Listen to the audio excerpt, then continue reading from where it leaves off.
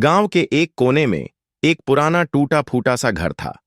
दीवारों की पपड़ी उधड़ी हुई थी और दरवाजे की चटख आवाज अब शायद खुद उस घर की सिसकियों में बदल चुकी थी। उस घर में रहती थी डोसी, एक बूढ़ी अम्मा, झुर्रियों से भरा चेहरा, बिखरे बाल और कांपते हाथ। गांव में कोई उन्हें नाम से नहीं पुकारता था, सब उन्हें बुढ़िया डोसी ही कहते।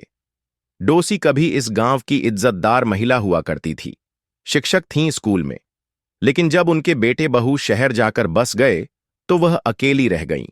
धीरे धीरे सब रिश्ते जैसे समय के साथ धुंधला जाते हैं, वैसे ही डोसी भी सबकी यादों से मिटती गईं। अब वह अक्सर चबूतरे पर बैठी रहतीं, नजरें सड्ढक की ओर टिकी होतीं, शायद यह देखने की कोई अपना लौट कर आएगा।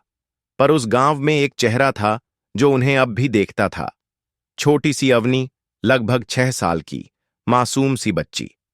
डोसी की पड्डीड होश की पोती नहीं थी, लेकिन उसके मन में उनके लिए वैसा ही स्नेह था। हर शाम जब घर में समोसे बनते, अवनी दौड़कर मां से पूछती, मम्मा, एक समोसा दादी को भी दे आऊं? लेकिन मां की प्रतिक्रिया हर बार कठोर होती। मैंने कितनी बार कहा है, ये उस बुढ़िया के लिए नहीं बनाए हैं। चुपचाप खा लो, नहीं तो तुम्हें भी उसी बुढ़िया जैसा। अवनी चुप हो जाती, मगर उसके मासूम मन में डोसी के लिए कुछ और ही था। ममता, अपनापन और शायद एक अधूरा रिश्ता। एक दिन डोसी कई दिनों से बीमार थीं।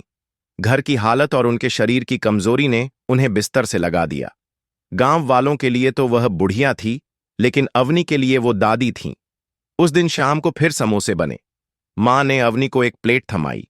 अवनी ने चुपचाप एक समोसा चुराया और अपनी छोटी हथेली में दबाकर धीरे धीरे डोसी के घर पहुंच गई।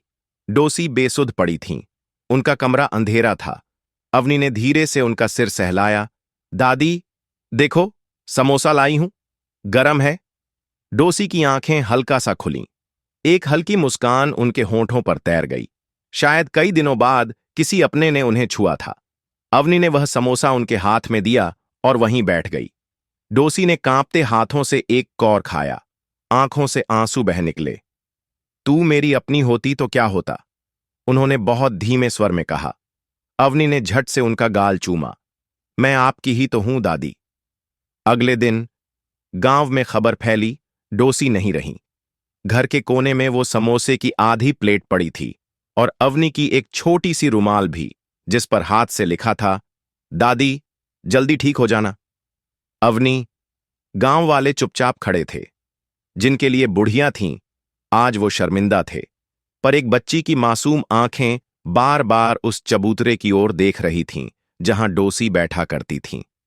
समाप्ति के पहले अवनी के इस छोटे से प्रेम ने पूरे गांव को झकझोर दिया। लोग सोच में पड़ गए। कभी हमने भी अपने बूढ़े मां बाप के साथ ऐसा ही किया होगा। कभी हमारे घर में भी कोई डोसी चुपचाप तकलीफ सह रही होगी।